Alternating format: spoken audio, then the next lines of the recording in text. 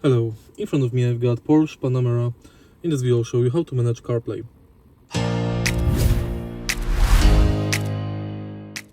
To manage CarPlay, firstly make sure that your smartphone is connected and select CarPlay. Here you can manage phone, music, maps, messages and more. Next you can go to settings, where you can manage driving focus, messages, appearance, customize icons and more. Next, you can go to Google Maps, Safari Maps, or other CarPlay apps. If you found this video helpful, please leave like, comment, and subscribe.